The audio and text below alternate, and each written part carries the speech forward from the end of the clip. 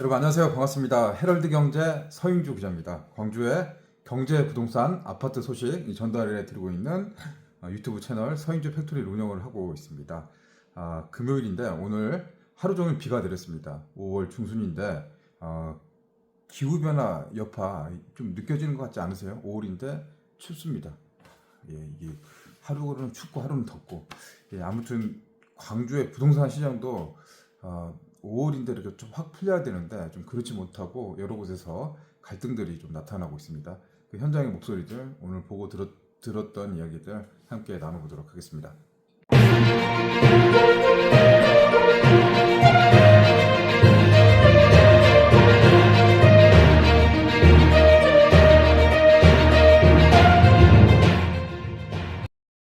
오늘도 우남 모아일가 유치권 갈등을 빚고 있는 현장 취재를 다녀왔습니다. 한 3번 정도 간 것 같은데 구독자 여러분들도 제보가 사실 좀 많이 들어오고 있습니다. 그래서 양쪽 이제 입장이 가능하면 이제 들어보고 이제 현장의 그 상황들을 이제 설명을 좀 해드리고 이해를 좀 하려고 하는데요. 아무튼 시공사와 시행사의 이제 갈등이죠. 이 공사비가 아파트를 짓는 동안에 많이 올랐습니다. 근데 그 비용을 시행사 측으로부터 공사비를 받아야 되는데 이 주고받는 그 과정에서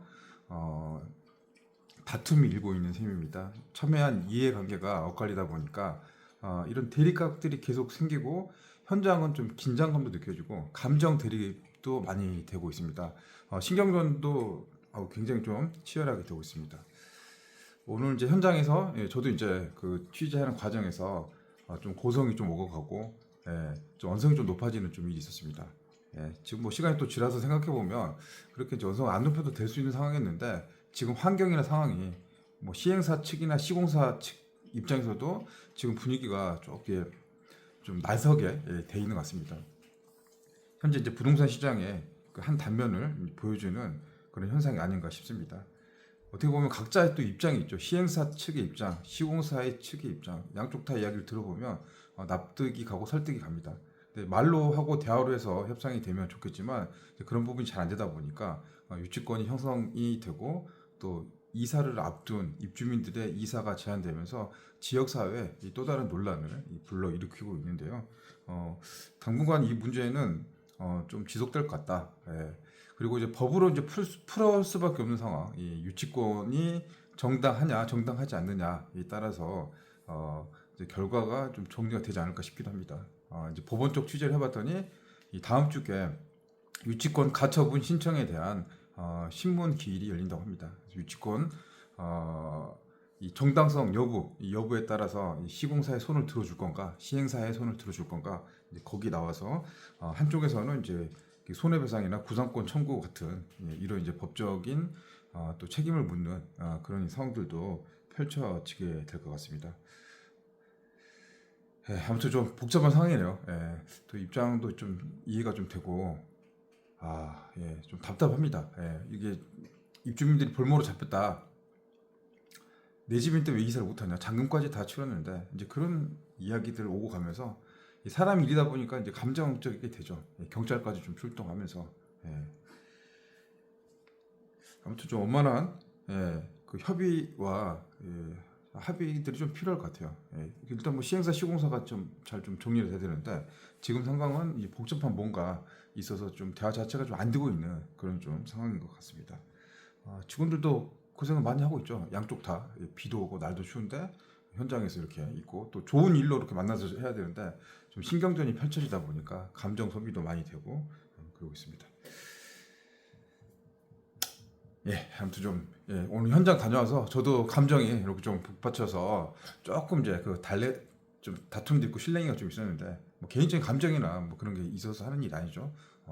저는 뭐 하는 일이 또 기자 일이고 또 현장 나가다 보니까 종종 좀 이런 일이 있는데 그런 이제 오해들이 좀 없길 바라고요. 아무튼 현장이 좀 잘 해결돼서 입주민들의 피해가 더 이상 발생하지 않기를 그렇게 바라봅니다. 자, 다음 소식으로 넘어가도록 하겠습니다. 이번 소식은 이 광주를 좀 넘어서 이 전주 소식으로 좀 넘어가 보도록 하겠습니다. 광주에서 차로 1시간 거리에 있는 전주. 상황이 조금 비슷하게 광주하고 가고 있습니다. 전주 인구가 한 60만? 60만 정도 되는 걸로 알고 있는데 전주 아파트도 평당 3천만 원 시대를 열어가고 있습니다. 이 때문에 전주 지역 사회에서도 전주에서 아파트 3천만 원, 이 뭔 소리냐? 근데 지금 여기가 방직 공장이 있는 상황입니다. 광주도 지금 전남 방직, 일신 방직 부지 9만 평에 대우건설, 더 포스코에 짓는 이 주상복합 아파트 4,300세대, 4,300세대인가요? 여기 아파트 이제 대규모 들어오는 사업들 진행되고 있죠. 복합 쇼핑몰. 근데 거의 똑같이 이 전주에서도 대한방직 부지가 있습니다. 여기에 아파트 3,395세대를 짓겠다. 주상복합 아파트. 근데 이제 분양가가 평당 2,500에서 3천만 원까지 나오고 있다. 근데 펜트하우스 가격은 29억입니다. 물론 펜트하우스가 많지는 않아요. 다 6채 정도 되는 걸로 알려졌는데, 전주, 광주보다 사실 이제 인구 규모도 작고 경제 규모도 좀 작은 게 이제 전주인데, 광주도 지금 이렇게 고분양가면 시장에서 외면을 받고 있고 선택을 못 받고 있는데, 이제 전주에서 과연 이게 이 받아들여질지 그 여부는 사실 좀 부정적인 시각들이 많이 되고 있습니다. 이 전주도 분양가가 높아지고 있어요. 제 기억으로는 2023년께 이 재개발 사업 감나무골이라는 그 지역에 재개발 사업을 하는데, 이 아파트가 분양가가 엄청 높게 나타났다. 그래서 지역 사회를 들끓게 했는데, 그때 분양가가 한 1,500만 원 정도 됐습니다. 전주 지역 사회에서 그때도 난리 났습니다. 야, 전주에서 무슨 1,500만 원대, 1,400, 1,500 이게 말이 되냐? 일반 분양가 미친 거 아니야? 이런 이야기 지적들 나왔었는데, 지금 거기 고박이 더블 2배로 묶고 간다. 평당 3천만 원, 상무센트럴자이도 평당 3천만 원 가까이 되죠, 광주에. 이런 이제 하이엔드급 아파트 시대들이 나타나고 있는데, 지방 부동산 시장에서 과연 이게 가능한 일이냐, 이 사업을 성공시킬 수 있는 일이냐, 분명히 미분양할 것이다. 이제 이렇게 이제 여론들이 나타나고 있습니다. 이 시행사 측, 이 자광이라는 시행사가 이 전주에서 여기 이제 이 사업 부지를 개발하는데 이제 주상복합 아파트도 짓지만 이 전망대도 만들고 호텔도 집어넣고 복합 쇼핑몰도 만들겠다. 그래서 45층 규모의 주상복합 아파트, 아마 전주 아파트의 랜드마크 대장 아파트가 만들어지면 되게 될 것 같은데, 전주시가 과연 이 분양가를 승인을 해줄 것인가? 키를 쥐고 있어요. 인허가권 쥐고 있는 전주시. 현재 이제 업체에서는 사업계획 승인 신청을 해놓은 상태입니다. 이 전주시장, 우범기 전주시장, 이분이 이제 기재부 출신인데 광주시에서도 경제부시장을 한 적이 있습니다. 한 10년 전에. 그래서 이분이 어떤 선택을 해줄 건가? 분양가 2,500에서 3,000 사이 요거 해주지 않을 것 같긴 한데, 어떤 선택을 내릴지, 또 공공기여금은 전주시에서 얼마나 받아올지. 현재 이 사업의 공공기여금, 광주 같은 경우는 전남방직이 5,900억 원, 6천억에서 조금 빠지는 돈을 광주시에 공공기여금을 냈단 말이죠. 전주시도 분명히 이 개발 사업 해주고 용도 변경해주면서 시행사 측, 이 업체 측으로부터 공공기여금 이제 받아낼 것 같은데, 현재는 한 3,800억 정도 수준에서 공공기여금 이야기가 오고 가고 있는 걸로 알고 있습니다. 이 복합 쇼핑몰, 전주도 아마 최초가 될 것 같아요. 바로 옆에 익산에서는 코스트코 지금 짓는 협의들을 진행을 하고 있는데 벌써 3년째 지지부진하고 있습니다. 코스트코가 호남에 하나도 없어요. 근데 이거 유치하는 게 진짜 어렵네요. 이거 안 되네요. 이게 될 것 같은데 안 돼요. 호남은 왜 그러죠? 코스트코가 전국에 한 20개가 있는데 유독 호남, 광주권도 하나도 없더라. 이런 문제들이 참 지역의 발전을 좀 더디게 하는 그런 일들이 아닌가 싶었습니다. 전주 평당 3천만 원 시대 아파트, 여러분은 어떻게 생각하세요? 이 아파트 성공할까요? 실패할까요? 여러분이 댓글로 남겨주시기 바랍니다. 자, 다시 이제 광주 아파트 소식 전달을 해드리는데, 아파트 값이 계속 떨어지고 있다. 계속 지금 내려가고 있습니다. 얼마 동안? 1년 6개월 동안. 그러니까 72주 연속으로 아파트 값은 떨어지고 있습니다. 여러분이 이제 살고 계시는 광주 아파트, 동서남북 광산구, 광주는 이제 5개 구가 있잖아요. 살고 계신 아파트인데, 이 아파트 전 지역에서 대부분 빠지고 있어요. 집이 좀 떨어지고 있다. 이 거래가 아직도 잘 안 되고 있죠. 집을 내놨는데 집을 살려고 하는 사람들이 별로 없다. 계속 보고 오는 사람들 많아요. 집 보러 오는 사람들은 있는데 실제 거래되지는 않고 있다. 집 급하게 내놓고 또 잔금 치료해야 되는 입장에서는 마음이 초조해지고 조마조마하는 분들도 꽤 많이 계시고 있는 것 같습니다.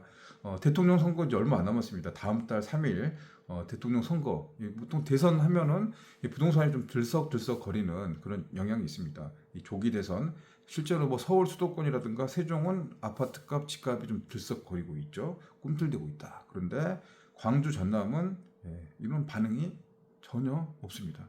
결국 수도권으로 가야 되나요? 서울 가까운 쪽 인구의 51% 모여 있는 수도권, 인구가 집중되고 있는 수도권으로 가야 되는 건가? 지방은 인구가 빠지고 있습니다. 광주도 140만 명 붕괴, 올해 말 2025년 올해 말 140만 명 붕괴된다라는 부정적인 전망들도 나오고 있는데, 아무튼 집값은 계속 떨어지고 있어서 이게 좀 그렇습니다. 올라갔다 내려갔다 사실 그런 반복하면서 안정적인 좀 성장하는 게 좋을 것 같은데 계속 빠지고 있습니다. 이 부동산원이 5월 첫째 주 아파트 가격 동향 조사 결과를 발표를 했는데요.